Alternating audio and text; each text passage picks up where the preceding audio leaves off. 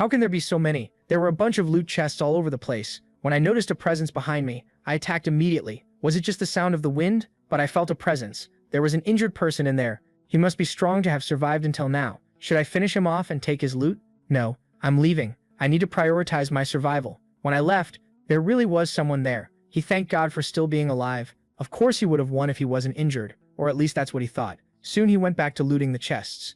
That's when I hit his head. I'm a former army sergeant. With my experience, there's no way I die here. But I'll tell you how we ended up in this situation. How he's a strong veteran, even though he's just an ordinary Korean. It had been 6 months since he left the army. Jin Se-woon spends the day reading manhwa. He wanted to live in a different world. At 23 years old, he's addicted. Now he has to get ready to go back to school. Ever since he got discharged from the army, he hangs out at an internet cafe. And then he grinded the game and got into the top 10 rankers in 3 months. The game is loyal ground. 100 players drop from the plane. They collect weapons, supplies, and kill other players until only one is left. He's so addicted that even if his friend dies, alone he takes out a bunch of people. The game is literally a battle royale. At the end of the game, there were 2 players teaming up against Jin Se-woon. They went into the house, seeing supplies on the floor. They thought nobody was there, but they were wrong. The main guy is really experienced. Only a sound was heard in the room. Realizing his teammate died, he started running. But soon he got one tapped in the head. Jin Se-woon was the winner. Noticing the time on the monitor, he has to go back because he starts studying tomorrow.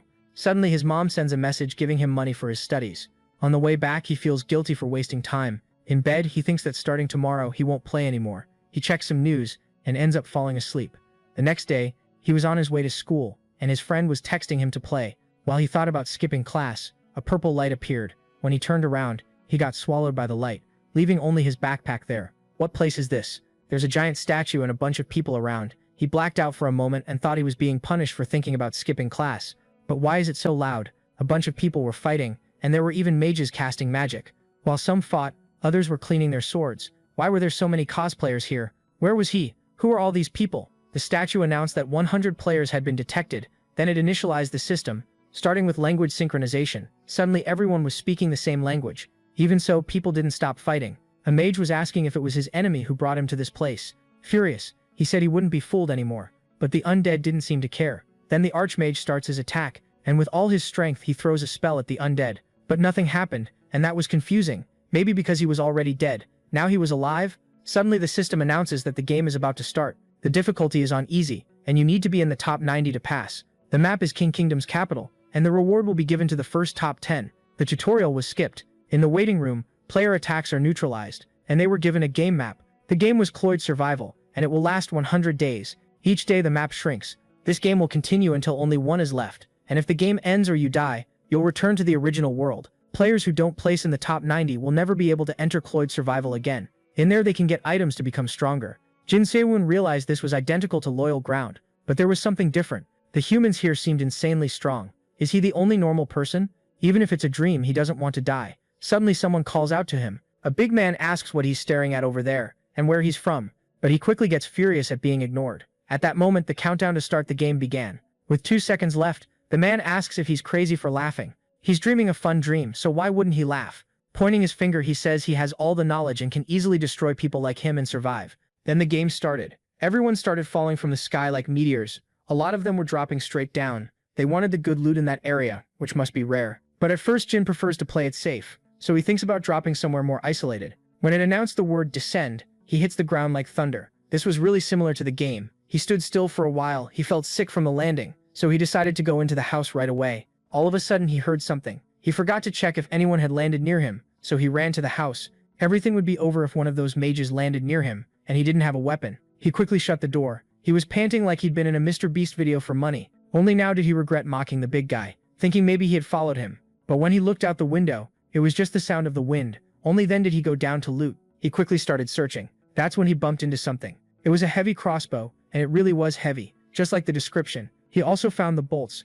As soon as he picked it up, how to use it popped into his head. For a Korean army sergeant, this was nothing, so he pulled the trigger, and the bolt shot out like a rocket. This definitely wasn't a normal crossbow. That thing could easily turn into a tank. If he learns to use it properly, it'll be really useful. After searching a lot and not finding anything else, he decided to go loot somewhere else. His idea was to make the most of it before running into a player. He opens the door to check if there's an enemy. He quickly looks for loot, until he finds a scroll. This was an item that could heal him if it was torn, meaning it was something unreal. Now a backpack item or something like that would be nice. When he looked back, he noticed a glow. It was a Black Star QI Palms martial arts book. He quickly taps to learn it. The book floats in the air and tears itself apart. It's like his understanding changed. When he looked at his hand, the hand that had been normal before started to wear down, like he'd been training for hours or years. When he picked up a fork from the plate, now he can throw it like it's a gunshot. Did he really learn martial arts like that? The author just writes whatever's convenient. Our hero quickly pulled the fork out from the wall and was pretty satisfied by the results. He was now certain that this game was similar to Rogue, as since there was a martial arts book, there must be magic books as well. After searching the entire house, the player decided to go somewhere else. It was now nighttime, and the protagonist had spent the entire day gathering stuff and was now searching for a hiding spot. At that moment, he noticed something intriguing. One of the houses had its light on. This could mean that there was a rare item inside it, but the light could also indicate that this hiding spot was already taken. Despite not knowing how many enemies were near him, Seo-woon was certain that the one here was either a fabulous hunter or a complete beginner. According to him, the first floor seemed to be empty. This made our hero believe that the enemy was on the second floor. Seo-woon started to take courage in his weapon and his skill, Dark Star, as they might give him a chance even if the enemy was an expert. And so, he began climbing the stairs. The protagonist was moving slowly, his crossbow in hand, ready for anything. Only then did he realize what was in front of him. Upon seeing the item, and realizing that it was a lamp, Seo-woon began to wonder if he was walking into a trap. Only then did he notice a door next to the lamp. At first, the protagonist wasn't sure if he should enter, but in the end, he forced his way into the room. From the looks of it, it seemed empty. After checking one last time and making sure that no one was here, Seo-woon collapsed to the ground, as he had deluded himself into thinking that there was an enemy in this house. Yet he couldn't deny the fact that him being wrong was truly relieving. Only then did our hero find something in the drawer. The gamer had found a ring that boosted his strength by 20 points. The distributed effect seemed interesting, and so the crossbow user quickly put it on. The power of the ring immediately manifested itself. Suddenly, the hero's body didn't feel as heavy as before, and the weight of the crossbow had almost disappeared. At that moment, he came to a realization regarding his most recent boost. And so, in order to make sure, he opened his status window. The stats of the young man weren't impressive, yet upon learning the martial arts skill, the game classified him as a martial artist. Seo-woon was pretty happy with the items that he had acquired, as he descended on this land with practically nothing. Now free, he decided to scavenge the first floor. Shortly after, he came across a storage item. This was the second ring that the protagonist had found in this house. The user needed to hold the item in hand and think subspace, and press the ring or think about it in order to open the storage. It was then revealed that the inventory of the subspace ring had limited storage. With that, our protagonist immediately summoned the subspace. This odd ring was rather convenient, as it spared the main character from carrying all of his stuff. He even began wishing for something similar to this ring to exist on Earth. Jin Seo-woon started to think about the life that he would have on Earth if he were able to return with the skills and items that he would have acquired from the game. He then began to search for a kill log in order to see if anyone had been eliminated yet. Our hero quickly found it. Seeing how there were now 99 players left, he decided to keep on farming until 90 survivors remained. Shortly after, upon scavenging the rest of the house, our hero found consumable objects and hidden weapons that would go well with his Dark Star skill. Now he was confronted with the choice of either spending the night in this house or leaving it to search another. It was obvious that the maniacs that were with our hero in the lobby would roam the map even at night. Yet seeing how fighting was the only way to get to the top 10, our boy began to wish to stumble upon more great locations. Since fewer players would be roaming the map at night, Seo-woon decided to check one last location for the day. While walking, he realized just how amazing the strength ring was, as despite having been on the move for countless hours, he wasn't tired at all. The game seemed pretty realistic, as even with fatigue out of the way, hunger and thirst were still problems that the young man had to face. Seeing how there was no food nearby, he began wondering if he would be able to find any in a private house. But just as he began checking the map for the closest one, a beast was suddenly heard. The blood of the protagonist froze in his veins as he realized that something was behind him. He immediately started to move, and hid behind a tree out of panic as he couldn't sense the beast. Upon taking a look at the monster, he realized that the appearance of the creature was familiar. The monster that had now found our protagonist was a werewolf. Panic invaded the mind of Seo-woon as he started to run away while the beast tried to kill him. Its claws were so powerful that they easily tore through a tree. The two beasts seemed to be working together. This game that was supposedly a fight between players turned out to have monsters inside. Seo-woon would have never exited the house if he was aware that such creatures exist on the map. As he used to be in the top 10 of Rogue, the protagonist began to think that he would become a disappointment if he met his end like that. Only then did he spot a house ahead. Seo-woon ran as fast as possible, and just like that, our hero finally hid inside the house. But, with misfortune, the beasts had followed him there. Now in a pickle, he tried to come up with a plan of action. Seo Woon decided to take a quick peek outside. Upon seeing the monsters relying on their noses so much, he realized that they must be tracking his scent. So he decided to attack first, thinking that it would bring him victory, and thus, he pointed his crossbow at the wolves. After aiming his arrow carefully, the hero fired it from inside the house. Just like that, Seo Woon was able to snipe a werewolf in the head. The first of the two threats had been taken down. Due to the strength boost, reloading the crossbow became a piece of cake. But just as the protagonist rushed to do so in order to shoot the other werewolf, he realized something horrifying. The sniper had been spotted, and thus, he tried his best to dodge the giant claw of the monster. But despite his best efforts, his face was scratched by the beast. The werewolf was now inside the house. It immediately charged at the human with murderous intent. Our protagonist tried to shoot it down, but the monster protected himself by shielding his head with his hand. And just like that, our hero was now at the mercy of the werewolf. Yet even when all hope seemed to be lost, he summoned his subspace in order to fight back. From it, he pulled out a knife. The hero then resorted to his Darkstar ambush skill in order to put a hole through the chest of the monster. After going through the thick body of the wolf, the knife bent against the wall. Jin Seo Woon, who was determined to survive, didn't want to be taken out by an NPC. Just like that, our hero was able to clutch a 2v1. At the sight of the two werewolves, he assumed that he was going to meet his demise. The experience was so frightening that he found himself unable to stand on his feet. If it wasn't for the throwing daggers, our hero would have been taken down by a simple mob.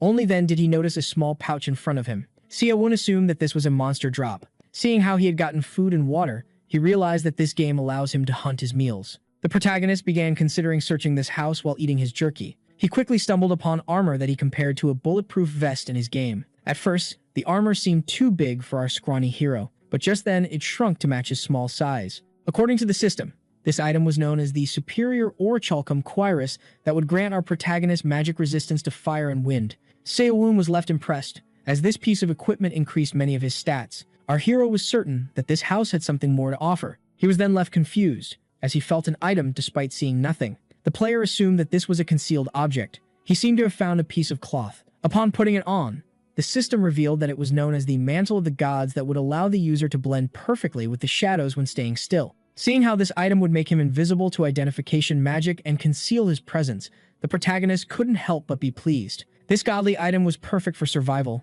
as it would allow our hero to move through the night without being noticed. And thus, the young man decided to go put the cape to the test, as he was certain that it would help him on his journey. Seo Woon was lucky to stumble upon this old house in the middle of the forest, as it granted him great items on his second day. Later on that night, Seo Woon began to assume that he hadn't met any player yet due to the fact that he had landed in the outskirts of the map. But just then, the screams of someone came to his attention. This person was running as fast as possible and was injured. The young man with the scarred face regretted not having enough time to use this one item, as it would have allowed him to beat the apprentice.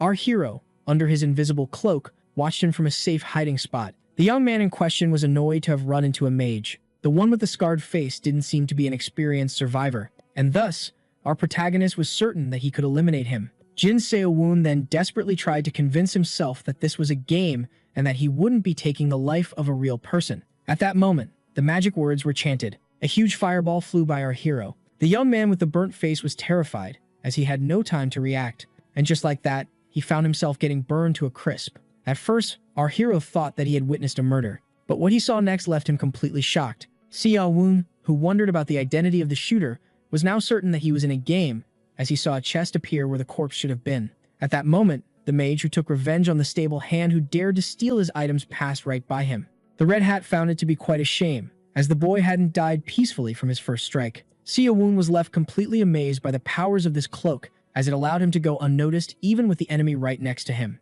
The mage known as Karen claimed that this stable hand should feel honored to have been slain by him, and with that, he rushed to check the chest that he had dropped. Our hero could have been demolished by the mage, as he was just a beginner, just like the now dead man. This shocking experience made him realize that hesitation would result in his demise, and so he made up his mind. Jin Seo Woon would now do what was necessary in order to survive. Karen was happy with the item he had found in the chest of his late victim. Only then did he feel startled. A high-speed projectile had hit the barrier that he had put around himself. Karen realized that he had been too loud while hunting his prey, which attracted the attention of another player. Seo Woon decided to take yet another shot, and once again, the mage couldn't react to it. If nothing was done, the magician's magical barrier would shatter. And so, while our protagonist remained calm in his hiding spot, the one with the fire powers began to panic. He tried to predict the direction where the sniper was hiding and fired a fireball at it. The mage then urged the hidden sniper to come out and fight like a true warrior. The response to the stunt came in the form of a flying knife. Its target was the clueless young mage, and before this one could even realize what was happening, his barrier was broken into 1,000 pieces.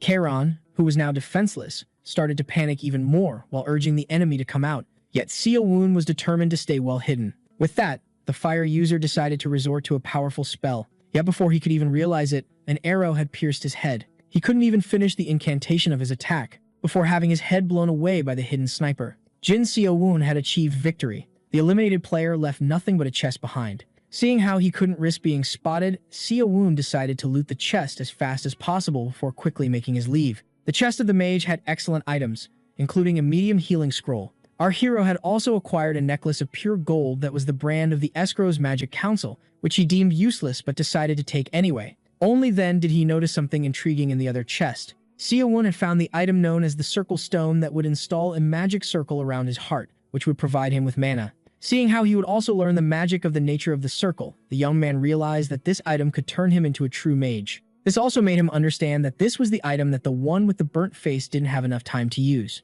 Seo-woon started pitying this man, yet decided to gladly use his item, and so he dumped everything in his subspace before making his leave. Our hero would now search for a good hiding spot to use this new item. After some time, he managed to find a house that seemed decent. Once inside, the circle stone was immediately used. According to the system, the process, which required him to do nothing else, would take 3 hours and could potentially make the protagonist experience slight pain.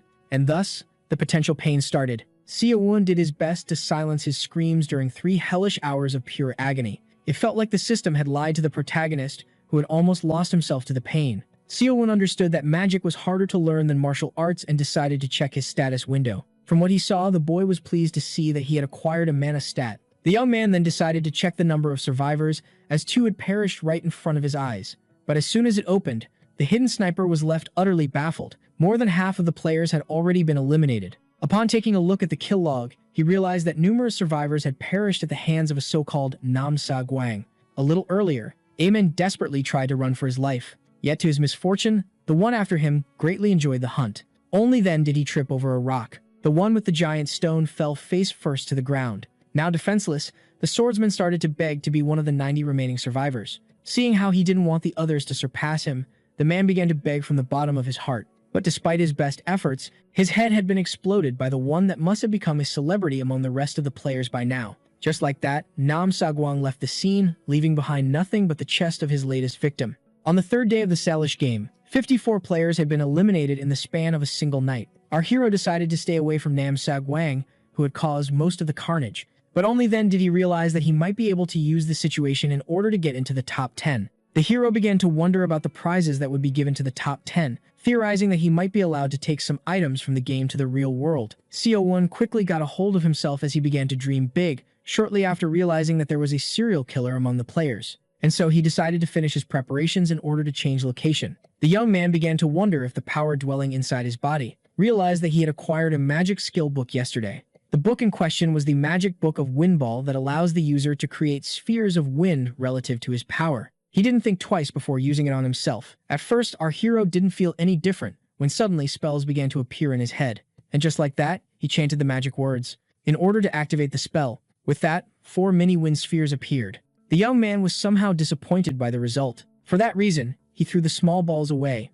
But suddenly, they exploded in a powerful burst of wind. These puny spheres that pack quite the punch had the potential to be convenient. But since he had used all of his mana in one spell, our hero was suddenly tired. With time, the livable zone on the map began to shrink, as our protagonist kept roaming its edges in order to find more items. Seo-woon began to think that he wouldn't find many players, as their number had greatly decreased, and he wanted to farm as fast as possible before the area got smaller. But little did he know someone was watching him from above, observing every detail of the young man's journey. The old one was left quite intrigued, and so he decided to keep on moving. After half a day, our hero arrived at another set of houses, but what he saw there left him quite speechless. The many chests lying around meant that a carnage had happened in this very place. The instincts of the young man then noticed something horrifying, and so he resorted to his magic powers in order to strike the nearby door with his windball explosives. At first, our hero tried to shake the feeling off. He thought that there was an enemy nearby, but only then did he notice something intriguing. Upon looking inside the house, he realized that it was tainted with blood.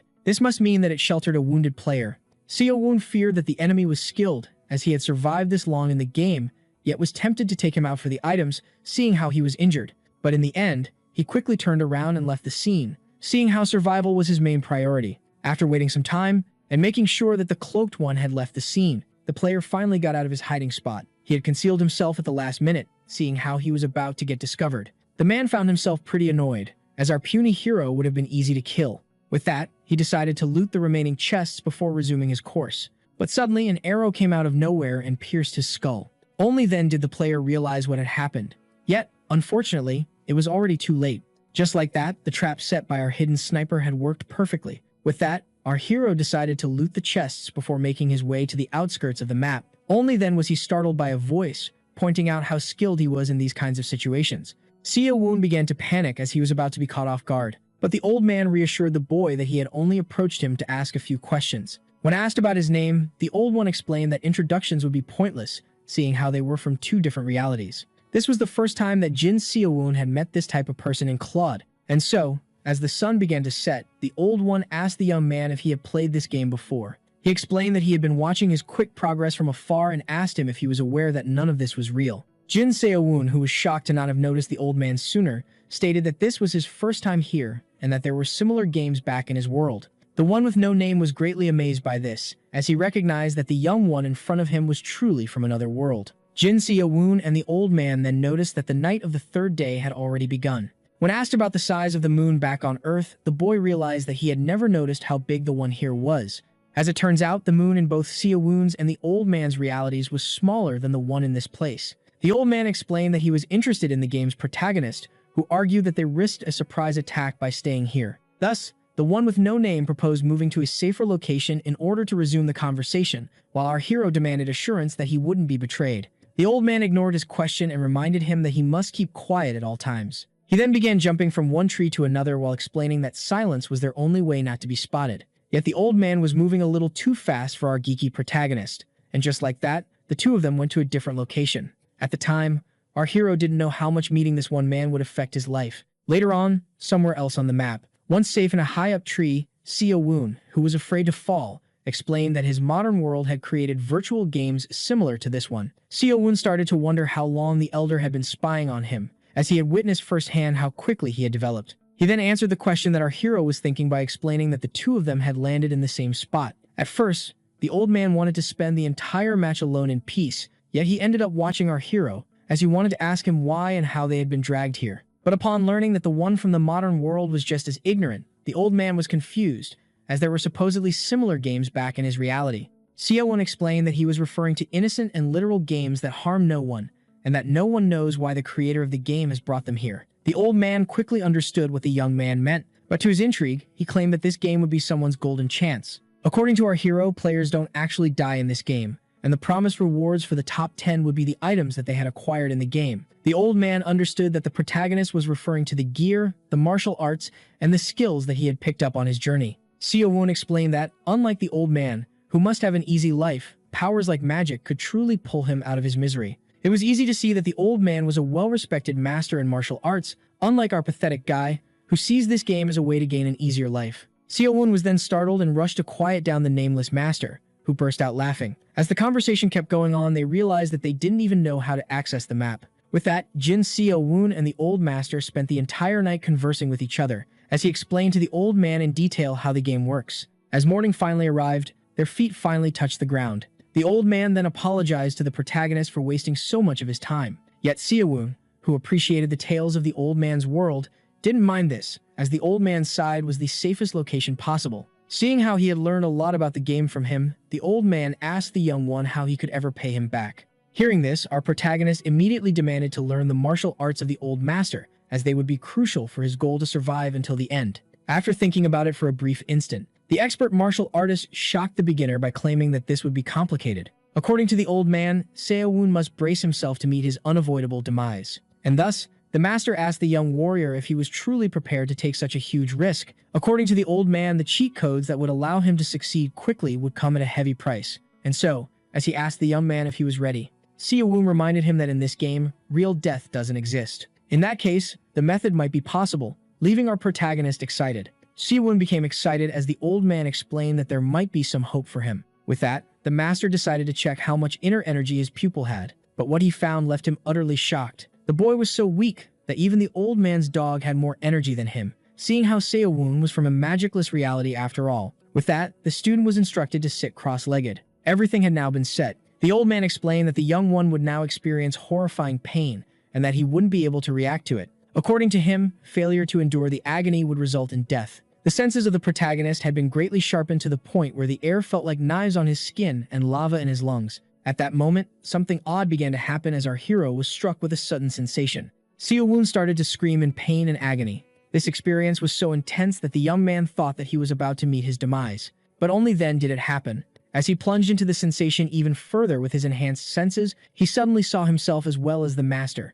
Despite the internal screams, to the outside the player seemed perfectly still. And just like that, the experience ended. After this horrifying experience, the stomach of our hero had been greatly upset. The old man explained to the Warfang hero that the fact that he had survived this method meant that he had potential to grow. Things would now be different, as the old one had changed the flow of chi inside the young man. The master then pointed out how his student wanted to gain strength quickly, and had used a fragment of his own soul in order to create an absorption gate. Normally, human beings should only be able to absorb chi by breathing, yet this new gate would make things different for our protagonist. According to the old man, the flesh, the mind, and the spirit that compose a human are all connected by vital energy. He then asked Seo-woon about what happens to the energy when someone dies, so the boy theorized that it perishes with its owner. According to the old one, this wasn't the case.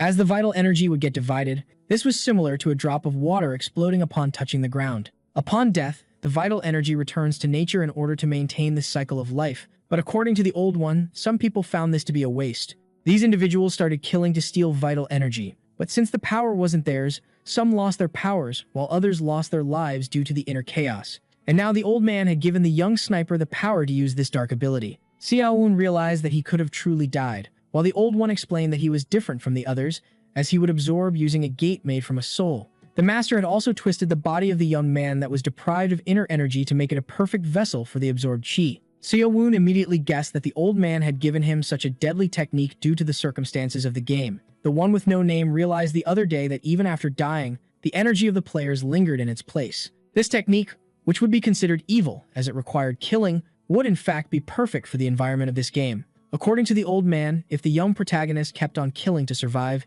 he would become greatly powerful by the end of the game. And so, with that being said, the master decided to bid his pupil farewell. At that moment, Jin Seo-woon demanded to know the name of the man who had given him this great gift. The old man introduced himself as the Serene Immortal, Jang Dochin, and revealed the name of the forbidden technique to be the unrestrained inner energy technique. And so, as the hero claimed that he was in the eternal depths of the immortal, this one advised him to work hard in order to gradually increase his strength. Dochin then opened the quite useful map that the gamer had showed him. In the end, the old man affirmed to the young one that he would look forward to their next meeting. And just like that, the immortal went on his way.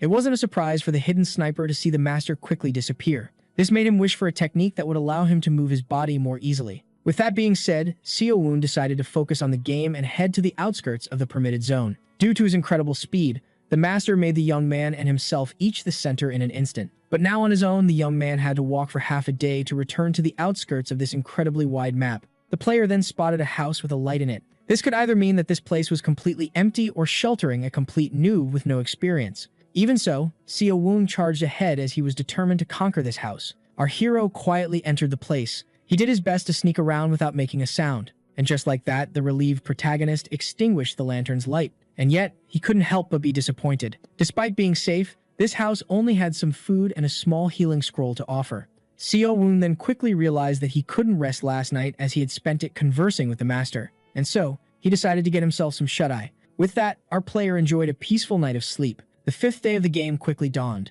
Our hero was enjoying the few minutes of sleep he had left. Only then was the sound of footsteps heard.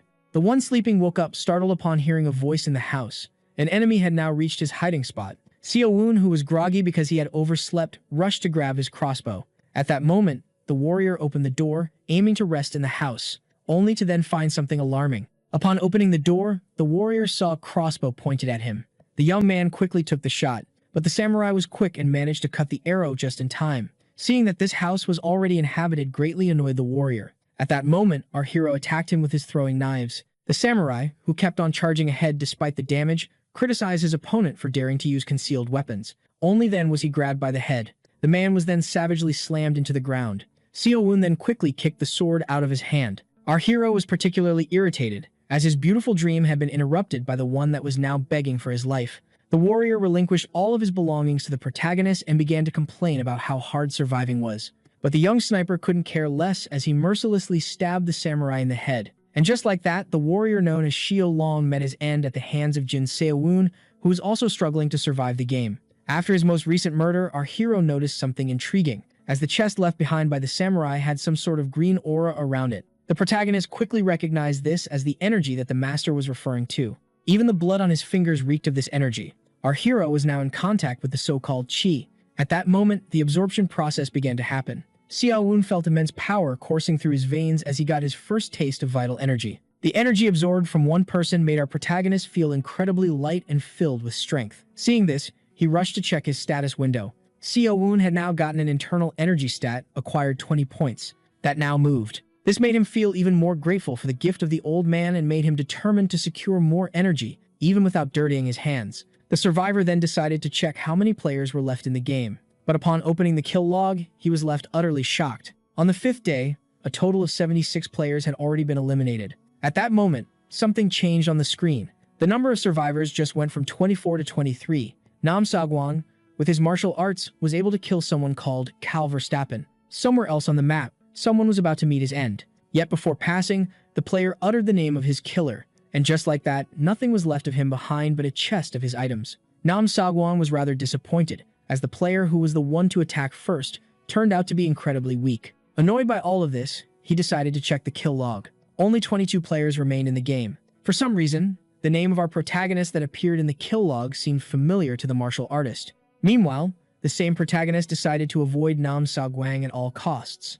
He knew very well that he wouldn't stand a chance against him, seeing how much he had struggled to kill a nobody. With that, our hero decided to loot up the house before the map shrinks even further. Seeing how the samurai only left mediocre loot behind him, it was safe to think that he could have won the fight if he had better items on him. Our hero decided to disappear into the wild until the number of players decreases even more. 7 days have passed since then. Seo-woon realized how great his fortune was at the start of the game. During the 7 days, all the loot that he had acquired from hunting could be considered absolutely useless. And since the hidden sniper had been hiding on the outskirts of the map and moving all the time, he was spared from stumbling upon other enemies. On day 12 of the game, Seo-woon was getting tired of continuously eating jerky. Now, in front of a bear, he began to think about how there were only 20 players left in the game. As soon as he got his hand out of the barrier, he felt as if it was paralyzed.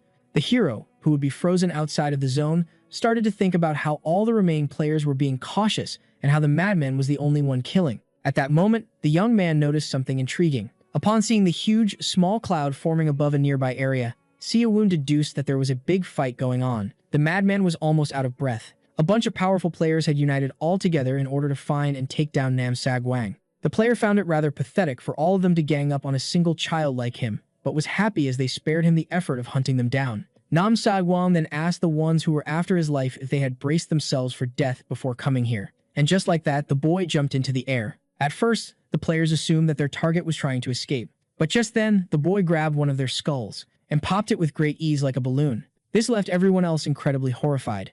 Nam Sagwang then decided to take down a second player. In the blink of an eye, the madman started to tear his way through the countless players.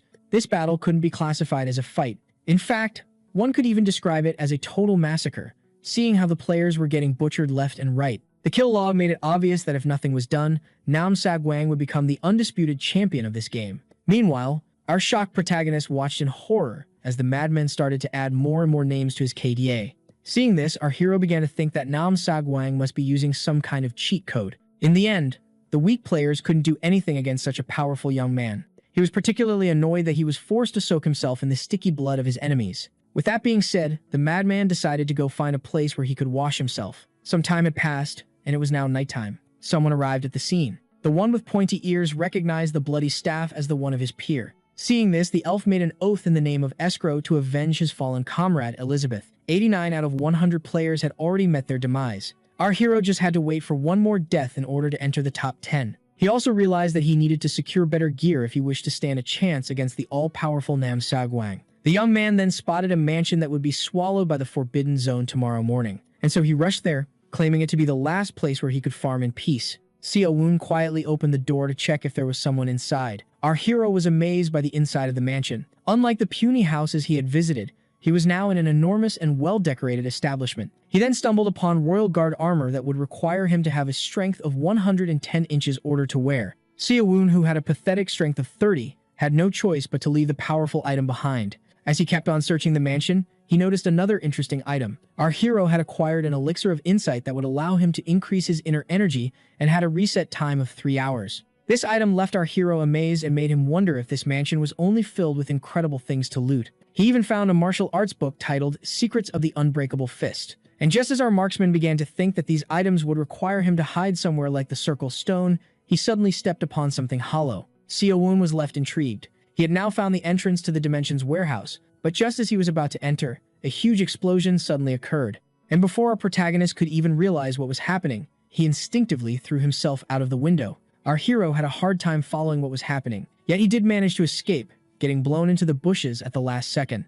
And just like that, Seo-woon fell into a bush near the mansion. This was rather confusing, as Seo-woon had made sure that no one was tracking him. Only then did he see something that caught his attention. Our hero recognized the mage in front of him as the one he saw in the lobby. The mage pointed out that his target truly acquired his impressive KDA by skill alone, as he had survived the explosion. And so, as he began to levitate, the elf promised that he would never forget the name Nam Sagwang. The young man urged the magician to stop overestimating himself and talking big. Nam Sagwang urged this flying enemy to start the fight already, as he had no time to waste. As the elf pointed out, the young man wouldn't stay arrogant for long. This one couldn't help but be entertained by the attitude of his enemy. Meanwhile, Jin Seo-woon was truly shocked to see that the all-powerful Nam Sagwang, who eliminated countless players, was actually pretty young. The mage found the young man to be rather arrogant and decided to humble him at once. Our weak hero had no choice but to watch the two titans fight among each other.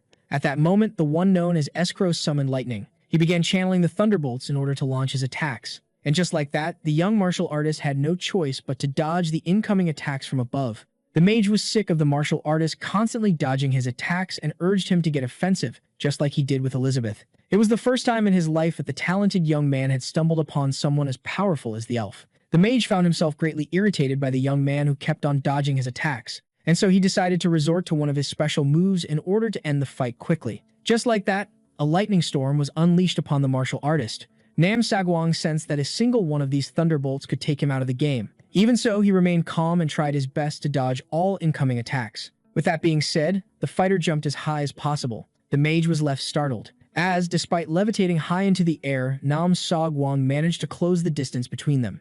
With that being said, the young martial artist braced himself to deliver the finishing blow. The mage affirmed that his strength alone couldn't possibly break his magic barrier, before slashing the young man in half using his staff. At first, it seemed like the infamous player had finally met his end, but only then did he vanish. The mage realized that he had just taken down an illusion. Just then, something intrigued the spectator. Seo-woon was amazed by the power of the elf that overwhelmed even the madman, and by how it was actually strong enough to stop a train. Escrow theorized that his opponent must have escaped beyond his reach, seeing how his detection item couldn't pick him up. And with that being said, the elf swore out loud that he would take the life of the young martial artist the next time they met. Meanwhile, the young man in question tried his best to run for his life. For their next encounter, Nam Sagwang was determined not to let himself get caught by surprise like today and finally end the life of the mage. Yet the current priority of the young martial artist was to flee in order to rest.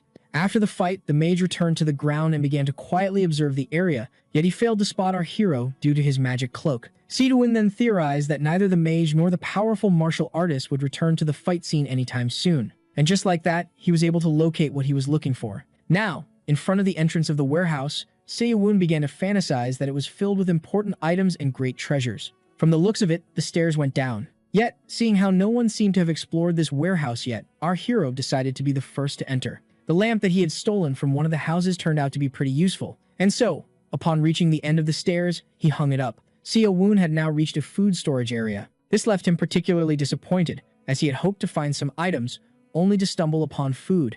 His growing stomach, which had been filled with disgusting jerky until now, wasn't that disappointed. And so, after an hour, our hero finally finished his meal. The Korean young man would have liked to have some rice with this meal, yet he couldn't afford to be picky. With that, being satisfied, he took a look at the book of martial arts that he had acquired. Seeing how this book talked about an extinct martial art that was created by a ridiculed man who wanted to perfect the art of the fist, Seo-woon was rather disappointed. But just like the food, the survivor couldn't afford to be picky with his skills. After giving it some thought, the protagonist decided to consume the elixir before trying to test his new martial art. At first, the young man was hesitant, as his first experience with the circle stone was truly painful, but his obsession with strength made him drink the elixir at once. And just like that, the process began. Seo-woon could feel mana surging into his body, yet deemed it far too little compared to the energy that he had absorbed earlier. Due to the power of the elixir, Seo-woon lost the ability to move his body for 3 hours. And after a long wait, he finally gained control over his own flesh. The sniper, who had to wait for 3 hours, found himself exhausted. The one who hid in the forest for 7 days was grateful to have survived the fight between the mad martial artist and the great mage. And with that being said, our hero finally went to sleep. Just like that, the long day finally ended. It was now day 13. As soon as the morning dawned, our hero opened the trapdoor of the warehouse. He wasn't surprised to see himself next to the forbidden area and decided to check the kill log. Now only 10 survivors remained in the game. But at that moment, the young man noticed something intriguing. According to the system, the kind old man from before had taken his own life. Seo-woon theorized that his master, knowing that death doesn't exist in this realm, must have tried some insane training method. Our hero found this to be the only logical explanation and was disappointed by the fact that he only entered the top 10 due to the death of the immortal. His cloak was then caught in the restricted area. Seeing how the map was getting smaller, our hero decided to move at once before getting swallowed by the forbidden zone. And with that being said, the survivor resumed his course. Seo-woon was planning on evading fights as much as possible. For someone as weak as him, this would be the safest way to climb the leaderboard. When suddenly, our hero felt something incoming. Seo-woon dodged the all-powerful attack at the last second. This huge fireball had almost caught him off guard. Only one person came to his mind, seeing how he was attacked with magic. And as it turns out, what he feared was true. The human was now in front of Seo-woon, the great mage. The elf was somehow disappointed, as his item detection didn't locate the mad martial artist, but a nameless marksman. Seo-woon was at fault, as he had been so captivated by his newfound speed after absorbing energy that he forgot to be vigilant. The elf then asked the human if he knew about the whereabouts of Nam Sagwang. The mage stated that the marksman would be terminated if he failed to answer his question. But little did he know, his target was closer than anticipated. The mage explained to the young man that he would only spare his life if he told him the whereabouts of his target. But our nameless marksman affirmed that he couldn't possibly know the location of the mad martial artist. Only then did the young man see something shocking. Just as the elf was about to terminate him, something came at him from above. And just like that, the young man clashed with the magic barrier of the great mage. Escrow had been caught by surprise. Nam Sagwang, who had made a full recovery, pointed out how the mage must be running out of mana. Our protagonist was shocked to see the genius martial artist appear out of nowhere. With that being said, Nam Sagwang decided to terminate his target, and just like that, his punch shattered the magic barrier. Escrow mocked the strength of the martial artist and explained that such attacks couldn't possibly harm him. When all of a sudden, he started to bleed. Nam Sagwang asked the elf if he was familiar with Gangi. Among those arts was one named Sugeng, and one of the few people who had mastered it was shocked to see himself forced to resort to it. Nam Sagwang explained that Escrow should be honored to be the first player to suffer this technique. And just like that, the vocal cords of the one with the pointy ears were ripped off. Now unable to speak, the great mage wouldn't be able to chant his spells. According to the little beast, the elf could have easily been one of the strongest survivors in the game if he hadn't messed with him. It was a miracle for our weak protagonist to see Nam Sagwang ambush the mage, and so he decided to escape at once while the monsters were occupied with each other. Even so, Seo-woon was unable to avert his eyes from the fight. At that moment, the great mage was stabbed in the gut. It was safe to say that he was now at the complete mercy of the beyond martial artist. Watching the untouchable great mage get humiliated by the martial artist was a captivating spectacle. But upon seeing it, only one thought ran through the mind of our protagonist, numbing all other emotions. Jin Seo-woon began to wonder how much his own strength would grow if he absorbed the life energy of these two titans. His hunger and obsession with strength were now getting the best of him.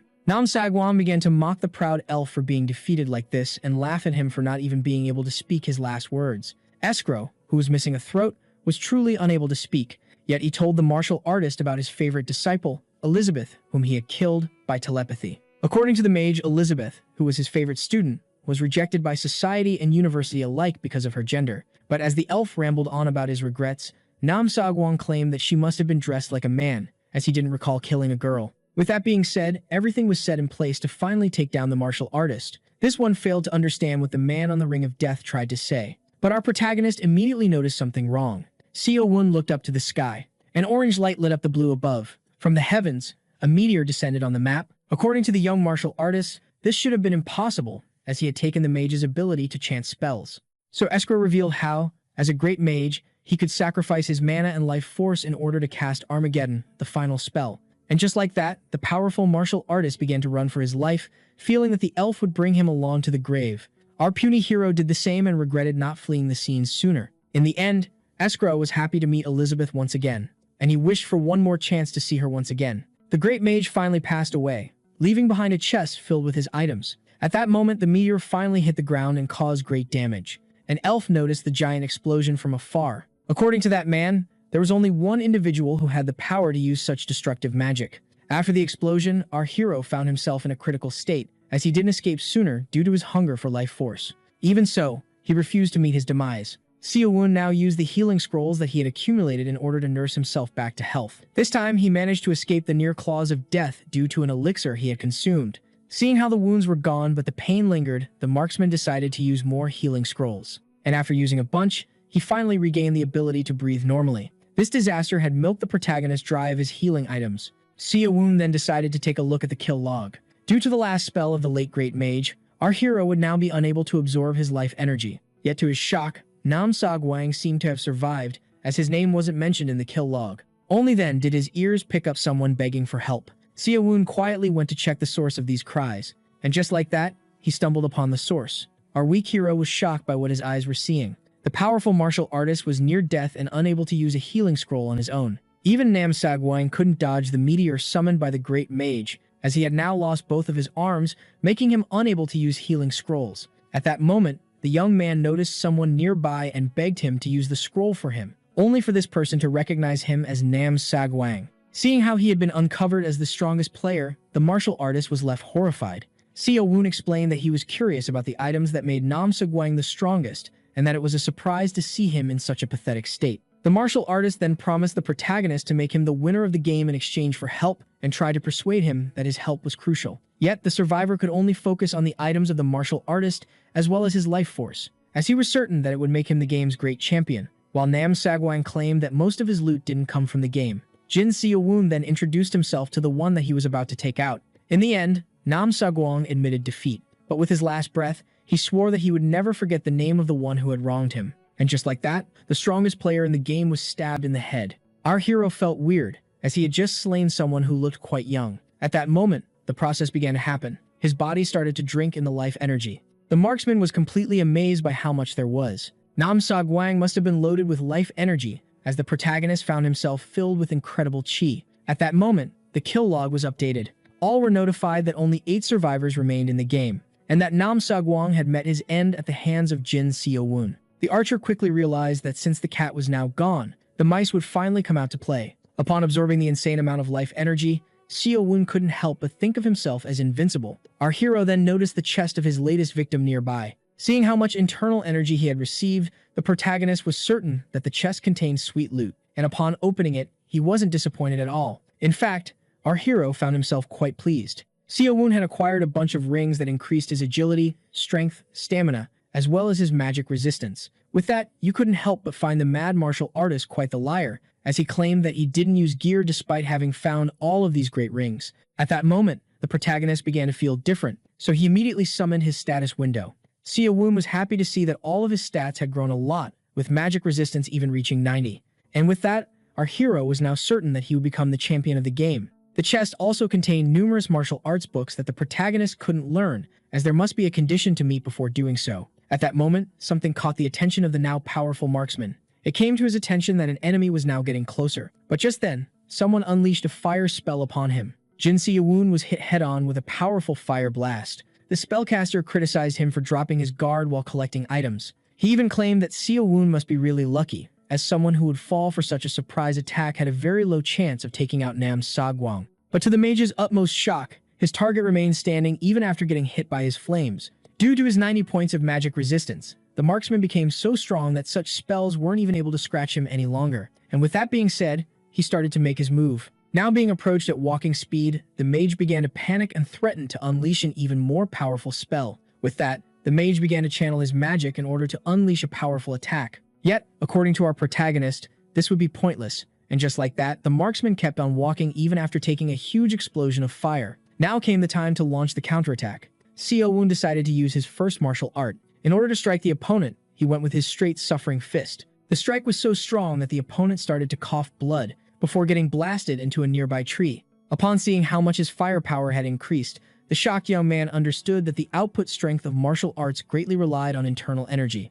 And with that being said, and just from a single strike, the number of survivors was lowered by 1. As he absorbed the energy of his latest victim, Seo-won began to think of how his magic resistance of 90 must be protecting him from intermediate spells. Seeing how the genius martial artist was eliminated, all the remaining survivors would now show themselves. With that, it didn't take our hero long to realize that he had a hard night ahead of him. And with that being said, he began to move again. With his new upgrades, Jin Seo-won had acquired a speed similar to the old man to whom he owed a huge debt of gratitude. After being on the move for 60 minutes, our hero stopped for a brief moment in order to scout the area. When he suddenly heard someone urging him to come out, Seo-won was shocked to see that there was a player who would actually scream like that in the middle of the wild. The loudmouth with a giant sword wanted the protagonist to prove his bravery by showing himself. The tall muscle monster screamed that all the other contenders were surely hiding from him, when suddenly something came flying at him. The swordsman quickly noticed the incoming projectile, and so he used his giant sword in order to protect himself from the arrow. And so, while the muscle monster was infuriated by what he considered to be a cowardly move, Seo-won grew curious. He began to wonder about the archer that fired the arrow. According to the swordsman, there was only one marksman that could shoot an arrow after infusing it with an incredibly large amount of aura. The marksman in question bears the name of Juro-kwana. The man was intrigued to see that the swordsman knew about him. This made the muscle monster reveal to Juro-kwana that he and the rest of the mercenaries considered him a legendary divine archer. The bodybuilder then offered the archer to team up in order to win the competition, starting by eliminating Jin Seo-won. With that, the one with pointy ears landed on the ground. The mercenary immediately introduced himself as Stanko. He then promised the archer that he would be pleased with him, as he was quite famous in his guild. The elf responded with a single word. Stanko couldn't help but find the so-called divine archer to be rather stupid. Juro-kwana was then left quite intrigued, as he seemed to have miscalculated his timing. The mercenary then affirmed that it was a lethal mistake for a marksman to close the distance. It didn't take Stanko long to break his alliance with the legendary archer and betray him. And with that being said, he swung his blade in order to take out the archer. But little did he know something was flying towards him at high speed. Just like that, an arrow from behind penetrated the skull of the giant mercenary. Juro-kwana found it rather laughable that Stanko would think that he would actually agree to team up with him. The one that lost a lot of time then decided to focus on locating his top priority, which was our protagonist. The same protagonist who rushed to steal the vitality of the dropped chest, as only 6 people remained in the game. He then became quite annoyed that the energy wasn't getting absorbed any faster. At that moment, the marksman suddenly turned around. Seo-won froze in place. As the gaze of the enemy suddenly became fixated, our hero began to panic, thinking that the elf managed to spot him despite his invisible cloak. He started to think that the enemy might have some sort of hidden ability and blamed himself for carelessly rushing to absorb the life energy without thinking about it. In the end, Juro-kwana decided not to bother with the loot of Stanko, seeing how weak he was. And so, thinking that the items inside the chest would just be dead weight, the legendary archer finally took his leave. This relieved Seo-won, who was on edge, and he fell to the ground. He was surprised by how good the instincts of the archer were. The name of this man was now engraved in the memory of the protagonist. Jin Seo-won had now found the next big bad that he would have to face. Shortly after, the map began to shrink even faster. The protagonist noticed this change. Despite the fact that there were 87 days left, Seo-won assumed that since most players had now been eliminated, the shrinking rate must have increased. Only then did he stumble upon something tricky. Our hero was now in front of a wide open area. All players would immediately know his location if he happened to get into a fight in this tall grass. Suddenly, someone attacked. The protagonist turned in retreat, and upon seeing the green blades rushing towards him, the invisible man was left shocked. So, as the attack descended on the ground, Seo-won managed to dodge all of the incoming strikes. It was rather shocking to see someone perfectly aiming at him, seeing how his cloak should make him undetectable. And just like that, the enemy attacked him once again. Seeing how the projectiles were now more numerous than before, Seo-won realized that his only option was to fight them head-on. And so, the invisible man took a fighting stance. Seo-won would now try to have faith in his internal energy, as it was all or nothing at this point. With that being said, he used his extreme trade punch. The attack of his fist created a powerful shockwave that shattered all attacks upon impact. Our hero just realized how much he had underestimated his strength. Just like that, he jumped high into the air. His priority was now to locate the one who had attacked him. At that moment, something caught the eyes of our invisible man. The enemy had finally been spotted. The same man that was shocked to see that the attack that he had invested all of his might into was countered by a single punch. At that moment, something unexpected happened. Someone was stabbed, and blood splattered everywhere. The mage was shocked to see that someone had penetrated him from behind. His killer blamed him for not saving some mana in order to cast a shield or even a detection spell. This discreet figure affirmed that stealth was his specialty, seeing as he was an assassin. And just like that, another player went down, decreasing the number of survivors to 5. At that moment, our hero landed on the ground. The assassin immediately recognized him. Jin Seowoon had now become a celebrity, seeing as he was the one who had slain Nam Sagwang. It was then explained to him that, for this reason, all other players must be after him. The assassin then explained that he had never failed to take down a target before. With that being said, each of the survivors made his move. The marksman and the assassin were now charging at each other. Who's this? But the one with the blades claimed his opponent to be lacking speed. And just like that, the assassin was the first one to draw first blood. The arm of our protagonist was now covered in injuries. Seowoon, who realized that his opponent was tough, was able to survive the slashes as he had covered himself in a layer of inner energy. The assassin then explained that his victory was certain, as he was always successful when taking down targets in the dark. Our hero was quite annoyed, as it was his first time going up against an assassin, but upon realizing that the powers of the opponent were related to darkness, he suddenly had an idea. With that being said, the assassin decided to put an end to the fight. He started to use one of his skills. The assassin had suddenly disappeared. He then quickly closed the distance between him and his target, before landing a double slash that should have cut our hero into 2 pieces. At that moment, Jin Seowoon, who made the enemy attack his afterimage, commanded his stealth technique. Yet the skill of the assassin couldn't possibly match the cloak of stealth of our protagonist. After grabbing the opponent by the arms, Seowoon, who was now behind his target, explained that he had located him by sensing his inner energy. He then urged the enemy to keep on talking high and mighty. Before breaking both of his arms, the assassin began to beg for his life and promised, in exchange, to help our hero fight the other contestants. But before the man could even have a chance to finish his sentence, Seowoon broke his skeleton, dealing the finishing blow. Now only 4 survivors were left in the game, as the one named Tamarin had met his end at the hands of the protagonist. The martial artist then successfully absorbed the energies of the assassin, as well as the mage, and rushed to loot their chests. Yet while searching through the chest of Tamarin, Seowoon found a rather unexpected book. This skill book would allow him to summon a number of clones of himself proportional to his inner energy. If the assassin knew how to wield inner energy, he would have been quite the problem with this book in his hands. As for the other chest, it contained Carmen's Eye, which can locate even the stealthiest of targets, but the hero couldn't learn it as his circle was too low. And so, as the protagonist began to realize that his cloak of invisibility wasn't invincible after all, something came flying at him from above. Seowoon instinctively tilted his head in order to avoid the incoming projectile that would have pierced his skull. He was intrigued to see an arrow in front of him. It didn't take our hero long to realize the identity of the one who had fired it. Suddenly, a giant object came flying at the protagonist. This was the first time that Seowoon had seen such a spell, and he was certain that the archer wasn't its caster. Seeing how he couldn't evade the incoming spell, our hero had no choice but to face it head-on, and thus, the heavy rock was hit with an extremely straight punch. After much effort, and after powering a lot of mana into his fist, the young man was finally able to shatter the giant rock. It didn't take him long to understand that he was currently being jumped by 2 players. At that moment, someone praised the protagonist for his strength. Seowoon then escaped the flash-like frost by a hair.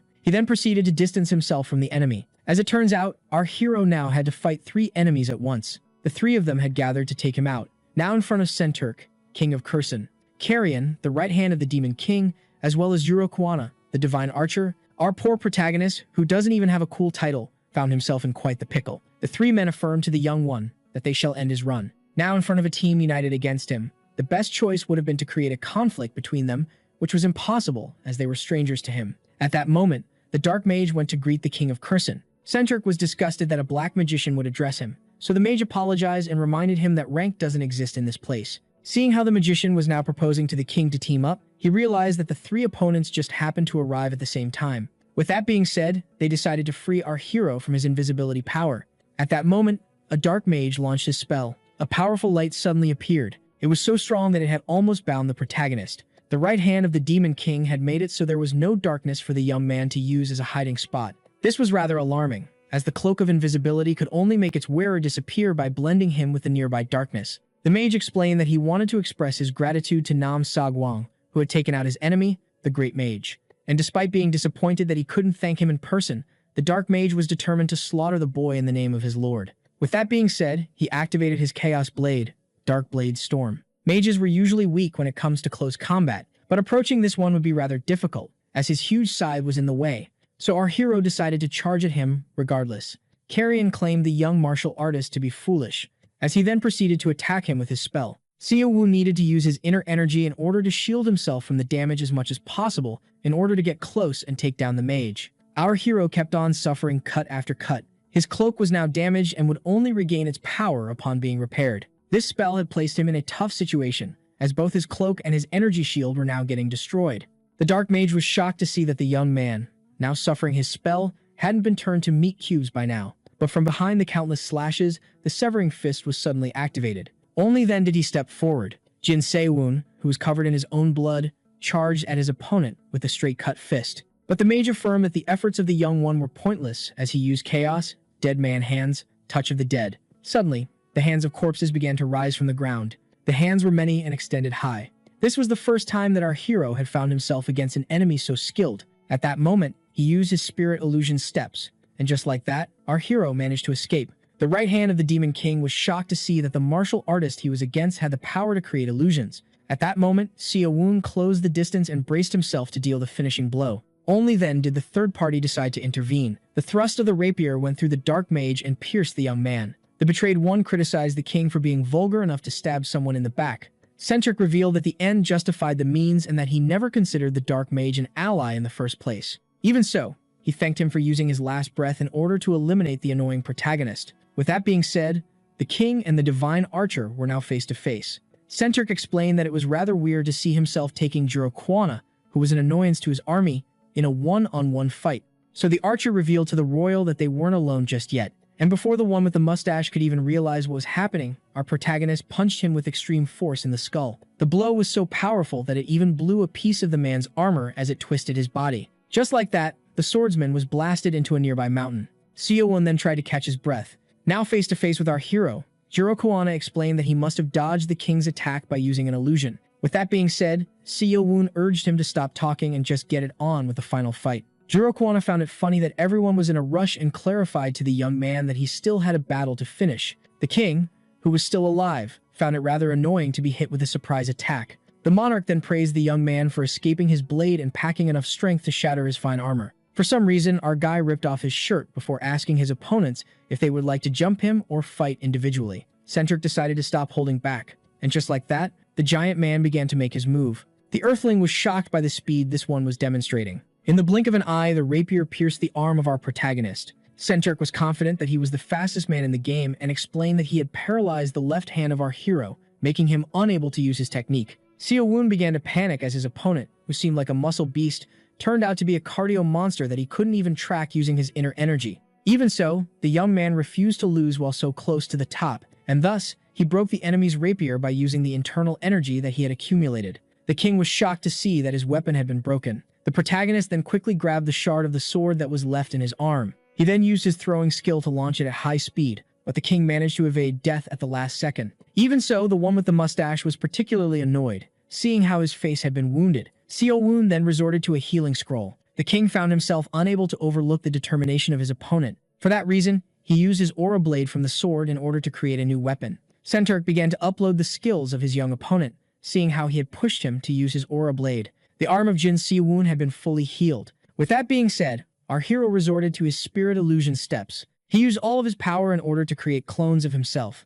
The swordsman found the tricks of the martial artist to be rather annoying. Both Jin Se-woon and the King of Kursan were filled with a burning desire to achieve victory. Meanwhile, the third survivor watching from afar urged them to finish their fight already. The divine archer was starting to get bored while waiting for one of the two to win and come challenge him. The protagonist decided to not hold anything back against the king, the same king that asked him to stop running his mouth and start running his hands. Centric had to find a way to take down the protagonist in 2 minutes, as this was the duration of his blade. The young man realized that his end was near, seeing how his internal energy was almost emptied out. And with that being said, the giant speedster, as well as his shadow clone using opponent, charged at each other. The king tried to kill one of them with his rapier, only for the other to hit him in the back. The blonde one immediately struck the one who hit him from behind. But to his shock, he felt as if there was nothing on the other end of his blade. Seeing how it was a clone, Centric was determined to take down all illusions as well as their creator. When all of a sudden, he got punched in the face. One of the martial artists managed to land a sneaky hit on him once again. Seeing how this one had impact, he assumed that he was the real Seo-won. Our hero then asked his opponent about his opinion regarding the punch. He also asked him to stop looking for the real him. According to the martial artist, his clones possessed the same firepower as him, making them almost identical to the real deal. At that moment, two of them descended upon the swordsman with a flying kick that he dodged at the last instant. The one with the mustache resorted to his piercing aura. This allowed him to slash the two clones with a single attack. Just like that, the copies were easily defeated. According to Senturk, the copies were all one tap. Only 5 seal wounds remained. The king was now in a tough spot, as his aura blade would dissolve after 60 seconds. Meanwhile, the archer watched the fight with great interest. It was a surprise for him to see the king having such a hard time. At that moment, the king asked him for help and promised a huge reward in return once they returned to the realm. But the archer didn't even have enough time to warn the king, as our hero suddenly appeared right in front of him. He tried to take him out with a thrust, only for the martial artist to dodge. Seal Woon then attacked with his severing fist. The attack was quite powerful, and yet, the swordsman used the guard of his rapier in order to shield himself at the last minute. This was rather annoying for our hero. Senturk then rushed to stab the one in front of him, thinking that it was the main body. And just like that, the blood of the penetrated clone splattered everywhere. And so, now with a hole in his chest, the clone was defeated. The king was shocked that he had targeted a fake once again. This made him feel like he was being laughed at. Senturk was unable to stand this humiliation. At that moment, the enraged swordsman screamed that he didn't care about this game any longer, and that his only wish was to butcher Jin Seo Woon. This anger made the elf compare the king to the Emperor of Madness. The swordsman then dared the martial artist to try and dodge his attack. He then executed a powerful thrust that took out 2 copies at once. With that, the number of his opponents decreased once again. Seeing how only 2 martial artists were left, he had a 50% chance of hitting the real one on his first strike. And just like that, the 2 of them charged at the king. The quick swordsman managed to evade the first powerful punch coming at him, yet failed to dodge the second one that went through his gut. Only then did Senturk realize that the attack had an impact, and thus, he stabbed the one that had just punched him in the head. Then again, seeing how easily the blade went through this one, it was safe to assume that he was a copy as well. Seeing how only 1 martial artist remained, the king claimed that he must be the real Seo Woon. Now the fight was one-on-one. Senturk stated that he would end the fight with his next attack. Yet our protagonist didn't even bother to respond. And just like that, the 2 fighters charged at each other. Seo Woon quickly blocked the arm of the enemy with his kick. Senturk commended his young opponent, as he was pretty skilled in hand-to-hand combat. At that moment, he decided to deal the finishing blow by resorting to Aura Blade Lightning Storm. With that, a powerful burst of light emerged from the broken rapier. The energy was so strong and powerful that it immediately blew away the leg of our hero. Seo Woon screamed in pain, as his opponent smiled in satisfaction. And just like that, our hero fell to the ground while screaming in agony. Seo Woon tried to bargain for his life, claiming that he would help the king deal with the archer, only to be then stabbed in the gut. The fight was finally over, and the power of Aura Blade had finally dissipated. The king managed to end the fight within the 2-minute duration of his skill. Senturk admitted that he would have been utterly defeated if the fight had been dragged out any longer. Only then did he realize that something was wrong. The king couldn't believe it. He was left horrified that upon stabbing, he felt no impact upon hitting his opponent. Suddenly, the one with the mustache was grabbed by the head. At that very instant, Seo Woon crushed the skull of the king without a speck of hesitation. He admitted that he would have lost if it wasn't for his clones that had tired his opponent. The divine archer admitted being surprised by the victory of the earthling. Jurokana expressed gratitude towards our protagonist for killing the annoying king. He then pointed out how the mighty Senturk, who had placed his very soul in this fight for the sake of victory, was outsmarted by our young martial artist, who resorted to all of his might as well. That same young martial artist that he was now bracing himself to terminate. And just like that, the divine archer attacked in order to claim his victory. In front of this, the young man was left horrified. Seo Woon consumed a great amount of internal energy after his last kill, despite it not being as great as the one he had gotten from Nam Sagwang. Now the protagonist had been refilled. He had acquired the necessary energy to face the archer. Only then did he notice something alarming. Seo Woon quickly dodged the arrow coming his way. With that being said, he immediately used his clone technique. An army of martial artists then quickly charged at the divine archer. The elf found this technique to be quite annoying, and yet he couldn't help but let out a smirk. The archer immediately fired one of his arrows that hit one of the Seo Woons in the leg. This was truly shocking. Just like that, the main body began to fall as all of the clones began to disappear. The archer then joined him on the ground. Jurokana then explained that he needed to immobilize our hero. Just like that, he shot him in the right hand, followed by the left. Our annoyed hero demanded to know how the one with pointy ears was able to distinguish him from his clones. The divine archer simply smiled and explained that he simply relied on his instincts. And while the human was confused, the martial artist pointed out how much he must have struggled in order to make it this far. Jurokana expressed his respect towards the protagonist, who couldn't care less, as he just urged him to end the fight. And with that being said, the battle finally ended. Jin Seo Woon had been slain, shot in the head with an arrow. As the marksman began to wonder if the fight was truly over, the last chest finally made its appearance. The battle of this game called Claude had truly ended. Our defeated young man blamed himself for having been too careless. Despite having consumed a huge amount of mana, the one who ended in second place was somehow displeased. To his shock, the system informed him that he had earned the right to participate in the second game. As the items that he had gained throughout the match appeared, the young man was rewarded 140 reward coins. The numerous objects our hero had picked up each had a different price.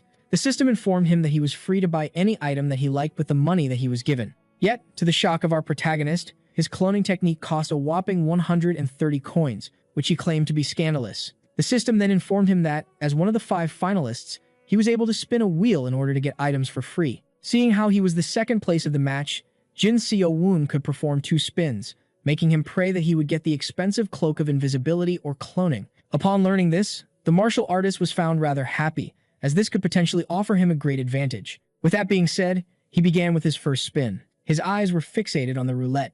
At that moment, he decided to stop the spin. Seo-woon found himself on his toes, waiting to see what he had gotten. The prize of our protagonist turned out to be the escrow's necklace. This left him quite frustrated, as the free roulette only gave him the cheapest item that he could buy. Yet he decided to remain hopeful, seeing how he had a second chance. With that, he began praying to every deity he could think of for good luck, before asking the wheel to stop. In the end, as his eyes were fixated on the screen, the heart of the protagonist began pounding heavily, eagerly waiting for the result. And in the end, he obtained his spirit illusion steps. This greatly overjoyed our hero. In the end, he was able to get the most expensive item in the shop for free. With that being said, the system decided to give the player the items that he had won. Now came the time to start shopping for the items that he had in the game.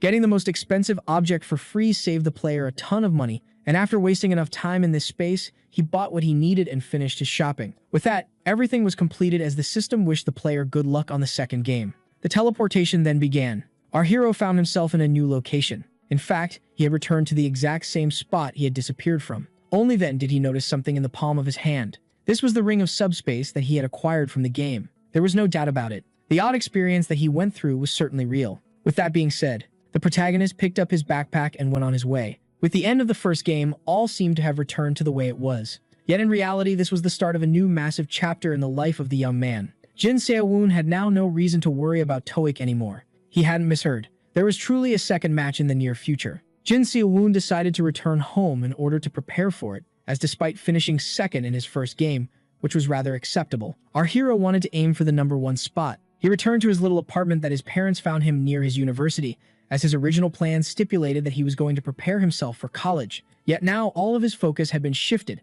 as he was now readying himself for the second game. Seo-woon didn't want to play his second match as a weak survivor like last time, but as a dominating hunter. Our hero could feel himself empty, as his internal energy had been drained out by the battle. Seeing how murder was still illegal in Korea, he had no choice but to resort to Chugki in order to restore a portion of his internal energy. Back then, the master explained to the pupil that he was now able to use Chugki, which he would master with practice, to restore his energy, even if absorption was more effective. Hearing this, the young man asked the old one if he could truly reach his level by training. The master couldn't help but laugh at the guts of his student, as he could actually get himself killed while walking in his footsteps. But in the end, there was no way to know if Jin Seo-woon was a weak normie, or a powerful potential waiting to be awakened. After 4 hours of continuous meditation, our protagonist was only able to gather a very small amount of energy. In the end, he couldn't take it any longer. Real life was far too different from the game, as it cruelly lacked inner energy. Seo-woon decided to stop wasting his time and organize the loot that he had brought with him. He regretted not having been able to acquire a martial art better than this. 3-0.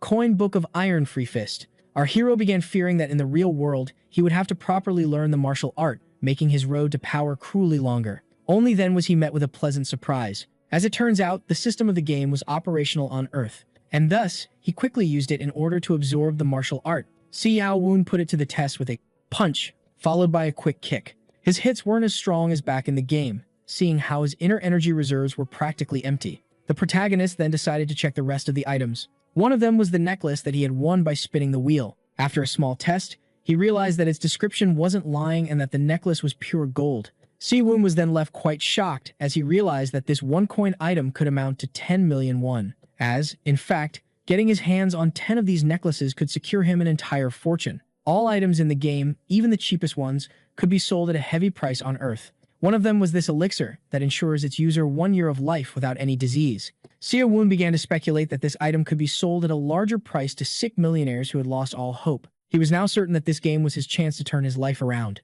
Only then did the hungry protagonist realize that he had spent the entire game eating jerkies, with his hunger being suppressed while consuming inner energy, and so he decided to go grab himself a bite. Shortly after, at Grandma's restaurant, our hero ordered the one-set meal. This was the monthly 5,001 luxury that our hero had missed the most while in the game. Tears started to roll down Seo-woon's eyes as he finally got to enjoy the taste of white rice once again. The old owner began to question his behavior and urged him to stop crying, seeing how he was a man. Seo-woon claimed that he was just submerged in the pras flavor, while the old lady urged him to finish his plate and ask her for a second if needed. Just like he had predicted, the time in the game was different from the time spent in the real world. Upon finishing his meal, the old lady asked the young protagonist to pay and come again. Seo-woon wanted to accumulate energy before the next match, despite not knowing when it would start. Only then did he recall the very specific item that he came back with. After putting on the 2-0 coin ring of strength, the protagonist began to wonder if it would be the same as in the game. And just like that, he immediately felt the change.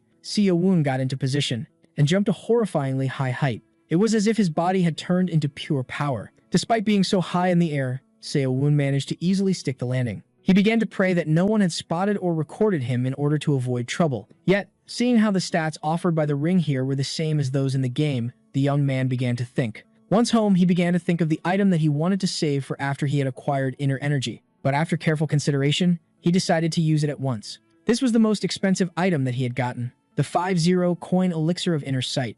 Back in the game, this elixir immobilized the body of the boy for 3 hours and made every cell in it boil. Even then, he drank it without hesitation. The effects immediately kicked in. Power quickly began to overwhelm the body of the protagonist, and just like that, the empty bottle fell to the ground.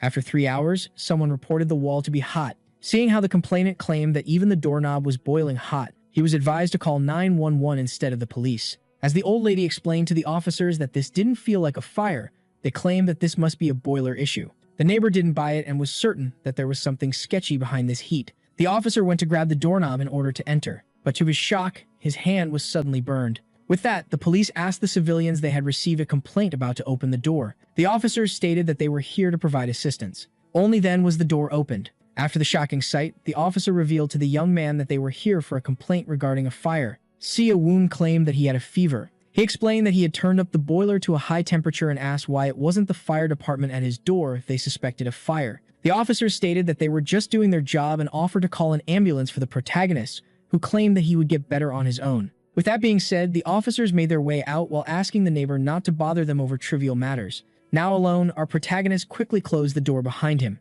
Jin Seo-woon, who went through incredible agonies due to the elixir, would have almost lost his life if it wasn't for the supreme blanket technique. This made him realize that all items acquired in the game weren't totally safe in the real world, yet he could feel that something had changed, and so he decided to put his strength to the test. With just a single palm, the exhausted young man was able to shatter his faraway chair. After this unexpected result, Seo-woon decided to use the money that he would get from the items in order to get himself a new chair. The next day, at an outdoor gym, our hero, who was here to work out in order to improve his martial arts, found the place to be way too crowded to his taste at this time of the day.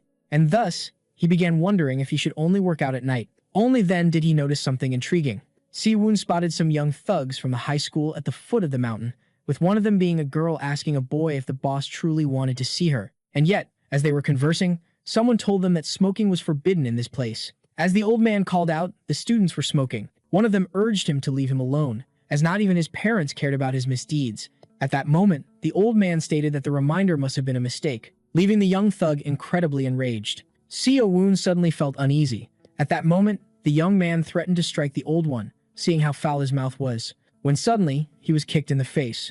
With a single strike, the high schooler was sent flying before slamming into a nearby trash can. The grown man who just struck a minor explained to him that he had no right to be rude to the elderly. Everyone was left shocked by what just happened. Suddenly, someone approached our hero. This individual pointed out that this was their first time meeting. The high schooler, who was easily over 6 feet tall, asked the puny one if he had a death wish. With that, Jin Seo-woon quickly understood that he had gotten himself into quite the pickle. The tall one demanded an explanation. He wanted to know if our protagonist had truly hit his younger brother. Seo-woon explained that the young one was at fault, as he had attacked an elder, before pointing out how high school students smoke, especially in public. But just as our hero claimed that the tall one should properly educate his younger brother, he found himself instinctively dodging something. The high schooler tried to punch him. Seo-woon decided to reply with one of his powerful moves, and just like that, the miner was punched with great strength. Seo-woon began to panic, as he might have hit him a little too hard.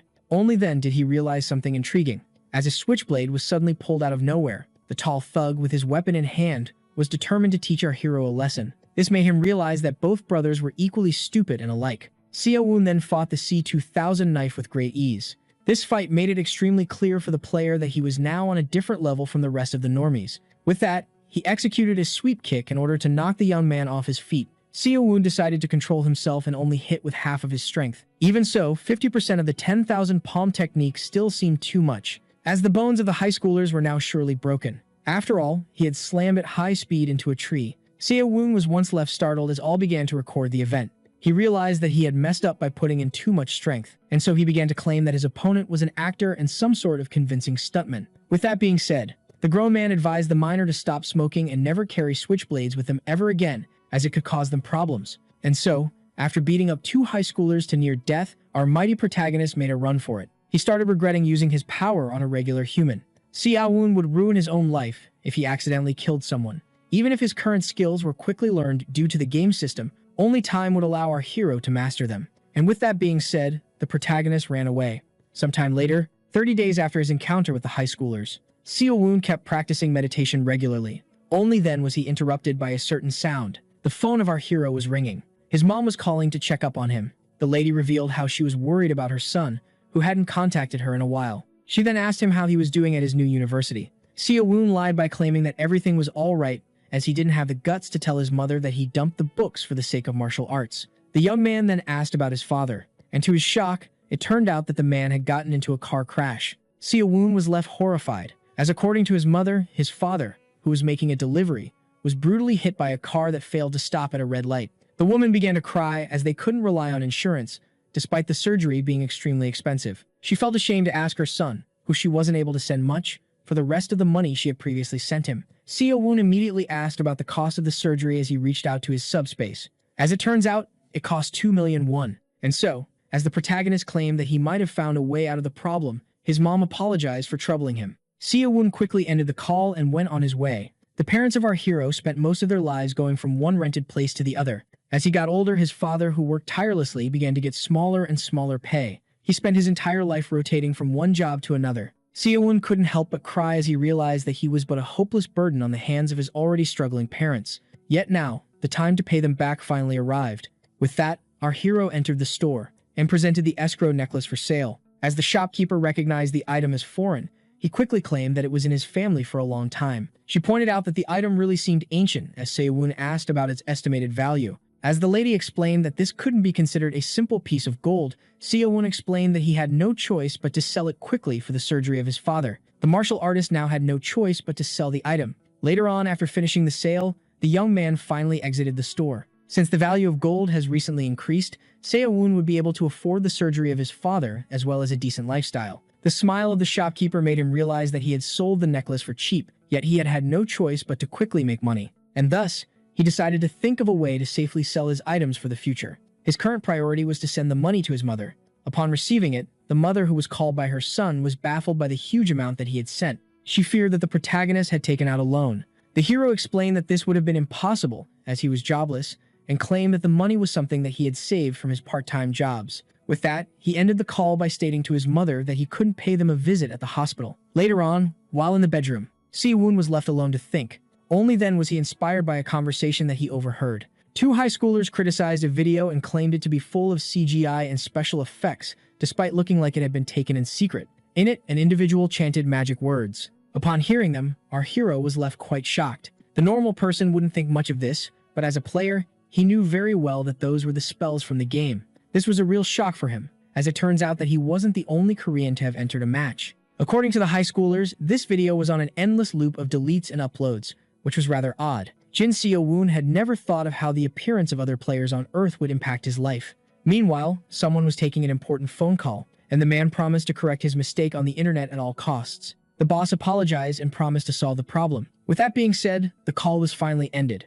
He then asked one of his support for a report about the Korean player in the videos, but as soon as he heard that it was impossible to control the number of players, the boss was quickly angered by this. He threw the heavy object at the head of his subordinate, furious by the fact that random people were acquiring abilities unlike their organization. With that, the boss ordered his subordinates to go catch all players that were hungry for views on the internet. He then demanded his subordinates stop the bleeding of the man so that he wouldn't sully his carpet. And so, while one of them was using his powers to heal his friend, the boss criticized them for their weakness and began to complain about the annoying privers. With that being said, the boss ordered all of his men to get moving at once.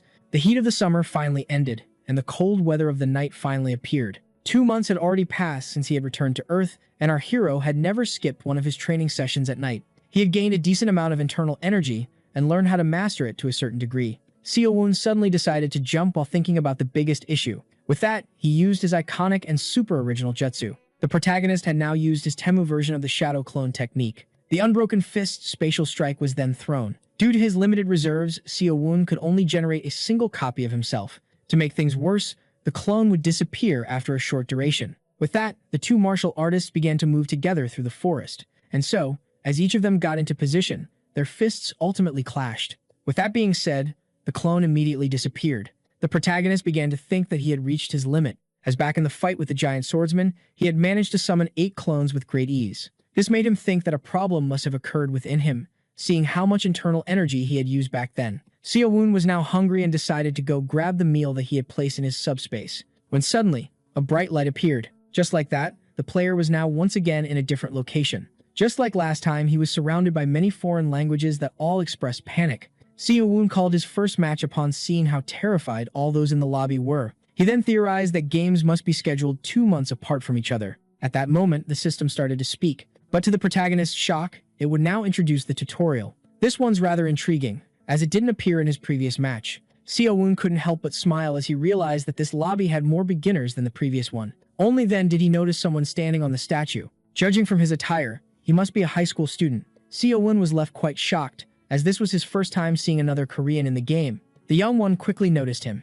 Seo-woon was left tired of these Gen Alpha high schoolers that would try to aura farm at any chance they would get. He quickly noticed that this player wasn't a beginner, and couldn't imagine him having more potential than Nam Sagwang. As all 200 players were now in the lobby, the game could finally start. For the players to qualify, they needed to rank in the top 200, and in order to get rewards to make it to the top 20. Hearing this made the hero realize that this was a safe match and that he didn't risk getting eliminated from the game. This greatly pleased him, as he would now try to play as the ultimate predator of the game. But to his shock, after the tutorial that he had already undergone, an unexpected rule was added. To his shock, there was an option to run duos in this match. The system explained that players are free to choose a partner from the lobby and that they would win the game if at least one of them survives until the end. As the game explained that those who won't be able to find a duo would run solo, Seo-woon finally understood why this lobby had 200 players instead of 100. The protagonist was rather intrigued, as everyone here should be strangers to each other, yet people were easily finding their deal. As in the end, choosing a weak partner would mean picking up that weight. This made our hero think of asking the high schooler to become his teammate, as he must be an experienced player who could prove his usefulness. But to his shock, he wasn't on the statue. In fact, the high schooler, that he assumed was trying to look for a partner, had completely disappeared. Seo-woon began to panic and decided to pick a teammate quickly. The first one he asked to be his partner turned out to be already in a duo. The second was no different. In fact, everyone he asked had already found a partner for themselves. Seo-woon was certain that there were still players who were alone, but it would be impossible to locate them in this huge crowd. Since the game started, our hero's hand was forced. He had no choice but to drop in the lobby alone and eliminate everyone. And with that being said, the first day of the game began. Seo-woon quickly spotted a small village with houses that seemed to have pretty good loot. And so, without wasting any more time, he decided to drop there. While descending like a shooting star, he started to think that it would be for the best to be the first one landing in order to quickly kill those who would drop afterwards. With that being said, his feet finally hit the ground. Seo-woon, who was now on a speedrun, quickly turned around. Upon spotting 6 players descending, he realized that he would have to face 3 teams at once. Even so, he rushed to their location. Our hero had revised his first match countless times and continuously trained for the second one in his room. Jin Seo-woon would finally get to execute the plan that he had come up with for this long-awaited day. Meanwhile, somewhere nearby on the map, the young mage felt dizzy from the quick landing. But just as he began to wonder where his teammate had landed, someone suddenly shattered his barrier. The mage began to panic and demanded an explanation. Seeing this, Seo-woon assumed the mage to be as good as dead. With that being said, he ordered his Unbroken Fist. The punch was so powerful that it penetrated the body of the poor mage. The young one coughed his insides out. Only then did the system inform Seo-won of a new annoying feature that required him to finish off the enemy as soon as possible before his teammate arrived to heal him. And yet, just as he was about to crush the head of the magician, the protagonist felt a certain disturbance. A giant knight in armor charged at him with his lance from behind. Seo-won managed to dodge the pointy weapon. Even so, he still got rammed by the shield. Our hero was left greatly annoyed as the teammate of the mage had appeared. He quickly got a hold of the ground and expressed how amazed he was by the power of the knight. That warrior, who seemed to be an extremely experienced close combat fighter, didn't know that the Korean had killed his partner. The most important thing about the martial art of the protagonist was knowing how to use it against opponents with weapons. Yet since there was no actual weapon user on Earth, he was only able to picture this technique. Seo-won got rather excited as he finally got the chance to use it in-game. With that, he found himself entertained, and couldn't help but let out a smile. At that moment, the knight charged at him. Our hero quickly reacted, in order to launch his counterattack. But just as the punch and the lance were about to clash with each other, the martial artist suddenly opened his hand. He quickly evaded the spear and let it pass by him. Now out of danger, he quickly made his move. And before the knight could even realize it, he was punched in the gut. The warrior was infuriated seeing how his attack was deflected. But the protagonist wasn't done just yet, as he was able to find a hole in the defense of his enemy, and just like that, he channeled all of his might into his palm, before unleashing his hip strike that left a huge hole in the knight. The one in armor suffered great damage, but his suffering wasn't over just yet. Seo-won, who grabbed him by the head, kneed him with such strength that even his helmet shattered. It was safe to say that the skull of the man was now broken. And just like that, the knight couldn't take it any longer. Seo-won easily defeated the second opponent. He then placed his foot on the head of the defeated one, and smashed it into bits in order to secure himself a double kill. Seo-won was pleased by how much vital energy the knight had, as absorbing energy was far more efficient than collecting it. Now only 2 enemy teams remained in the area. But just as the protagonist finished collecting the energy, something came flying at him. The alerted martial artist found himself dodging an arrow at the last moment. Our hero, shocked by the presence of a marksman, decided to try to locate his position. But as he started the search, another arrow was fired his way. The young man was left startled. He dodged the worst, but wasn't left unharmed. In fact, the projectile had grazed his face. Seo-won then began to wonder if the marksman was done yet, only to then find himself dodging a tempest of arrows. Seeing this, he quickly rushed to the forest. Now, while running between the trees, Seo-won began to wonder how the marksman was so accurate, yet was certain that he didn't have internal energy due to his weak shots.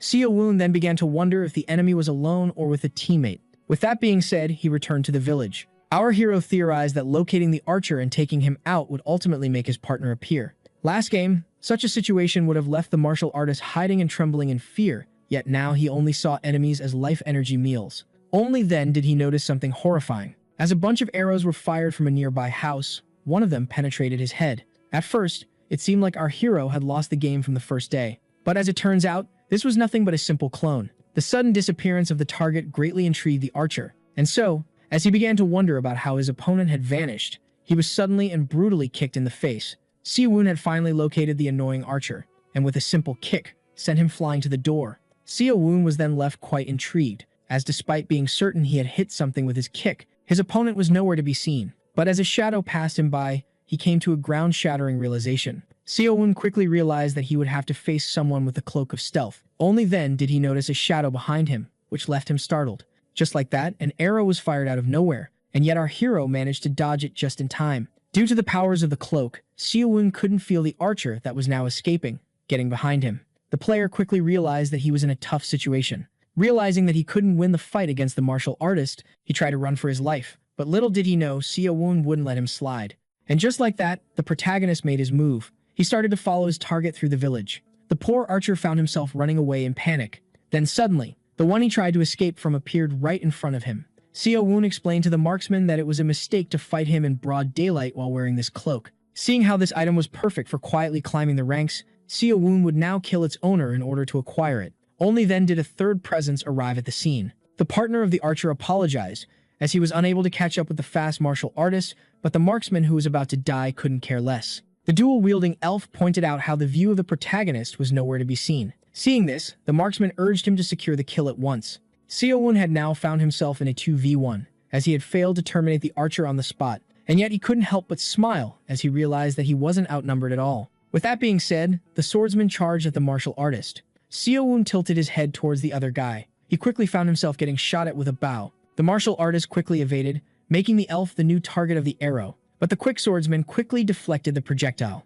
With that being said, Seo Woon started to run away. He wanted to escape through the small alley between the houses. The archer was done dealing with how slippery our protagonist was, and shot him with 3 arrows at once. Just like that, our hero was hit in the back. The marksman was extremely pleased by the performance of the bow of Alex, but little did he and his teammate know they were far from out of trouble. The martial artist charged at the archer, who thought that they had won the fight. Seo Woon then pitied the man for his arrogance, and before the 2 teammates could even react, our protagonist had already struck. The archer had been penetrated from behind. Now with the first one down, he urged them to stop relying on their eyes so much. The swordsman was stunned by the skill of the martial artist and theorized that it was an illusion. Seo Woon simply claimed that he was an experienced player and explained to the swordsman that he needed to take him down in order to save the archer. At that moment, we charged at him while screaming that he would be the one left standing in the end. This greatly shocked our protagonist, and with that being said, the 2 fighters rushed at each other. Seeing how the elf was pulling out a named attack, the human decided to do the same. For the counterstrike of the protagonist to work, he needed to find a weak spot in the enemy's defense in order to strike his shoulder. But suddenly, his hand was slashed.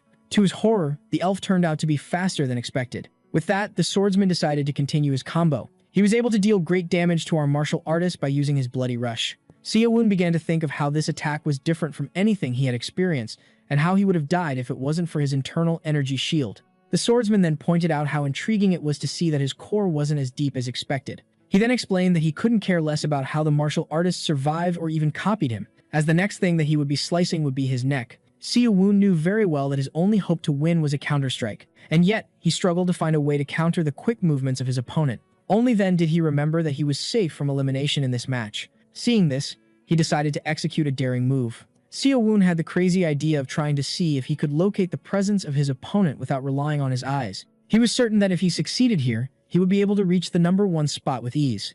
The martial artist had spent the last 2 months training his internal energy. He was no longer the weak beginner from the first game, but one of the internal energy masters with the most potential. In the end, the thought finally opened his eyes. The blades were dropped to the ground.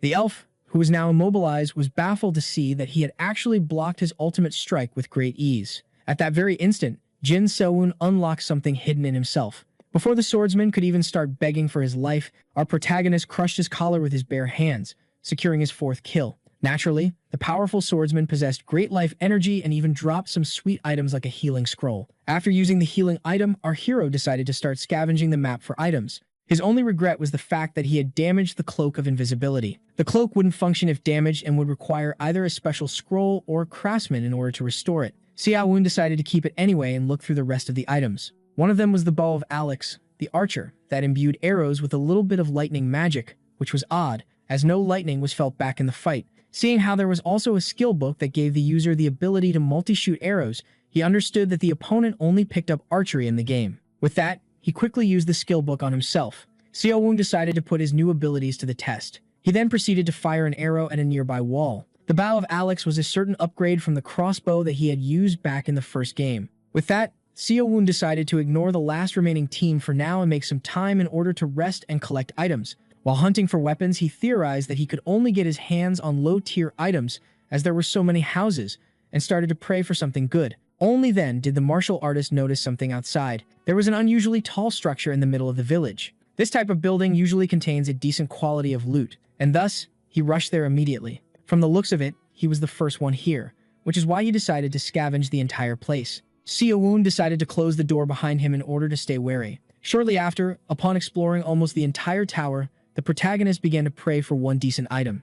But in the end, he realized that there was nothing for him here. The annoyed hero quickly punched the wall in frustration. In the end, his luck in this game was either incredibly good or like a 5-leaf clover, when suddenly, something caught his eye. He had now spotted the remaining team that landed in this village. Seeing how they were focused on scavenging, he began to wonder if he could take them on his own, as they might have gotten some good weapons. With that, the martial artist tried to come up with a way to quickly eliminate the 2 enemies. At that moment, he spotted something game-changing. From the looks of it, the 2 players were about to enter the tower. Seeing how the door was closed, they quickly deduced that they were the first ones to enter it. Those who were excited to find a healing scroll had no idea that someone was lurking above their heads. Seo Woon, who purposely skipped the healing scrolls as he had acquired too many of them, had accidentally created the perfect trap. He proceeded to jump at the 2 players, certain that they were beginners. Seeing how they were excited by simple healing scrolls, Seo Woon was determined to start the fight by scoring first blood. The clueless beginners then spotted a mysterious shadow on the ground. Just like that, after executing a spectacular and unnecessary pirouette, the protagonist finally landed on the ground.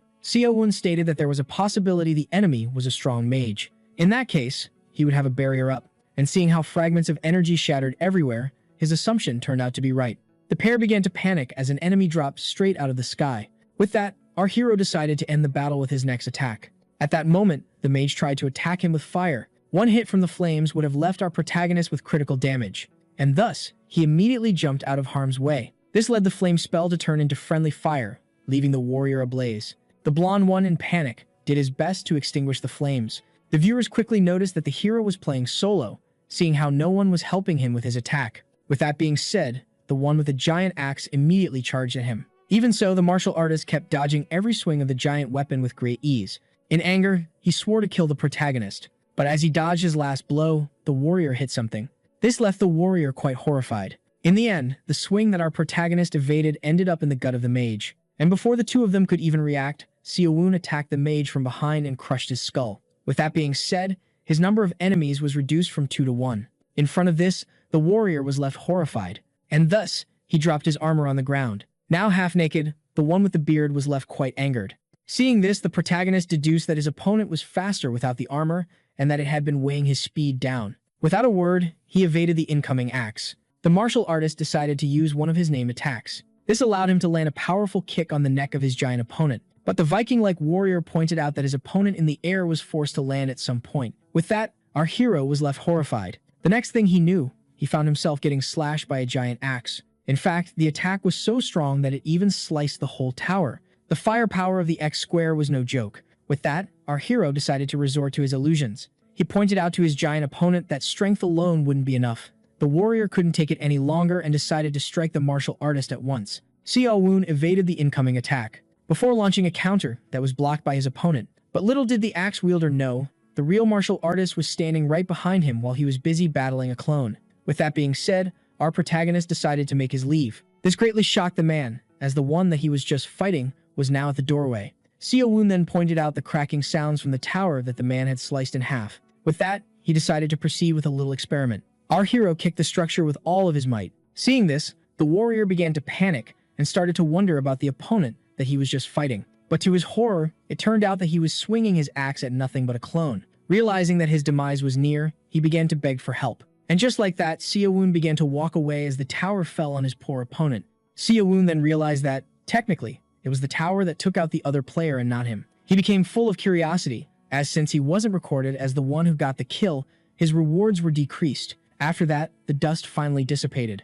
The only thing left of the poor warrior was his hand. Seeing how there was no place for them to spawn, the chests appeared far from the death spots of the players, which saved us the trouble of digging them up. With that being said, now came the time to collect the rewards. The only thing valuable from the warrior was his gloves that gave a small strength boost. As for the mage, he possessed some new items that the protagonist didn't know existed. There was a bomb scroll, a cursed branch, a philosopher's stone, and even the 8th of a book that would only reveal its worth when all 8 pieces are collected. Now, with the cape of the mage that protected him from wind and rain, the protagonist decided to finally exit this war zone. As the map was slowly shrinking, Seo-woon saw that there must be some other players near his location. With that, he decided to make his way to the center of the map. Seo-woon started to move, as he had only found useless items in this village. He was now familiar with movement techniques which allowed him to travel far faster than during his last game. Our hero then entered a monster spawning area where countless sorts of beasts spawned. The system informed the player that there were normal monsters, powerful boss monsters with great loot, and buff monsters that gave buffs as rewards. Only then was he startled by a loud roar that he immediately recognized as the war cry of a monster. A giant pterodactyl was now fighting. A group of players found themselves facing flying and crawling reptiles. The mage asked the warrior to play as defensively as possible, while the latter urged him to watch his back. Seo-woon was intrigued by the combination of these two players. He didn't waste time and immediately aimed his bow. His goal was to terminate them at once. For that reason, he immediately fired his arrow. The monsters were powerful and fierce, yet the swordsman and the magician were able to hold their ground against them. The mage even threw a monster by using his ice lens. Seeing how they would get many rewards after killing the numerous monsters, the source couldn't help but be pleased. Yet while the warrior was having the time of his life, the mage was left quite annoyed, as it took him a great deal of mana just to deal with a single monster. Only then did something reach the barrier. He quickly realized that they were now being ambushed. The magician stated to the group that they should retreat at once, as the enemy had arrived, but the warrior opposed it, as the monsters were on low health. This made the ugly one argue that their lives were in danger and that they should flee as fast as possible. Seeing how the group seemed to be arguing among themselves, Siawun had the idea of spreading chaos across the battlefield. And just like that, he shot his 3 arrows at once. The mage immediately noticed the incoming projectiles. The arrows were so powerful that they easily shattered his barrier. With that, the swordsman urged his partner to immediately put his shield back up. This made the mage argue once again that their priority should be to retreat at once. But the swordsman affirmed that there was too much reward at risk here and that they should just quickly farm it before leaving. Yet, to the shock of the warrior, his ally claimed that the barrier would be useless. And thus, he decided to use a new spell called Escroden Protect Wall. Just like that, giant stone plates started to rise from the ground. Not even the partner of the mage was able to understand this action. Our hero also questioned him putting up these walls, as it made things easier for him. With that being said, he immediately began to make his move. The mage tried to explain that this was the best way to protect themselves and save mana, but the warrior affirmed that they were now unable to locate the enemy. The ugly one tried to claim that they would be able to leave once the walls disappeared, but his partner, who had just killed a snake, couldn't care less and promised to leave him behind the next time he messed up. The consequences of the mage's mistake immediately showed themselves. Weapons that can curve the trajectory of arrows, such as bows, could easily bypass these walls. The warrior demanded the spell be cancelled, but the mage explained that it would only disappear after 5 minutes. With that being said, our hero pulled out something from his subspace. He quickly imbued the exploding scroll, which would detonate after 10 seconds, into one of his lightning arrows. Siawun decided to quickly use it, and so, he raised himself and aimed the arrow. Just like that, the projectile was released. The arrow easily bypassed the wall, and landed right in front of the enemy duo as the clock reached 0. And just like that, the exploding scroll went off. Its firepower was so devastating that it easily tore through the thick walls of the mage. Siawun, who didn't expect it to be this powerful, quickly decimated the little worm that was trying to bite him. With that being said, the already ugly mage was burned to a crisp. Yet from the rubble, one hand emerged. The warrior couldn't help but blame the mage. Because of his foolishness, he had almost lost his life. But only then did he realize something horrifying. Now stuck under the rubble, the warrior found himself in front of a ball aimed at him. Siawun explained that he easily won due to the incompetence of the mage. In the end, the warrior pointed out how he still had much to learn and how picking the right partner was, in fact, a skill. And just like that, he peacefully accepted his unavoidable fate. Seeing how the box immediately appeared, it made our hero realize that the mage had lost his life first in the explosion. Inside the chest of the swordsman, he found a swordsmanship book, a movement book, and even a manuscript for footwork. But in the end, since he was a martial artist, these swordsman skills were useless to him. Yet the hero didn't come out empty-handed from the battle, as the warrior did possess the ring of Toka that increases magic resistance. Shortly after, he spotted another chest appearing nearby. This one belonged to the mage. Siawun was happy to have finally found the escrow necklace that was entirely made of gold. There was also a Circle 4 magic book in the chest that our hero couldn't learn, as it was far too advanced for him. Only then did he notice the monsters behind him. After a few minutes, the martial artists started to pity the mage and the swordsman, as they had struggled while facing such pathetic creatures. But upon taking the creatures down, our hero found something on the ground. The monsters had dropped some rewards upon death. He had found the tear of Lamia that was an ingredient for Neuro's spells and a necklace that gives his agility a slight boost. Our hero quickly realized that the second item could be useful, yet failed to see the utility of the first one. Later on that day, while alone as he was meditating, the protagonist began to think that the boss monsters must give their slayer a huge, game-changing buff or advantage. But before trying to go after one of them, he needed to consider whether he was strong enough to take it down on his own or not. And he also had to see if other players had the same thought process as him. The second day of the game dawned. Seeing how 60 players were taken out on the first day, and that he had killed 8 of them, Siawun was somehow pleased with his KDA. The priority of our protagonist was to get to the center of the map before anything else. Unlike the first match, the weather in this one was quite harsh and hot.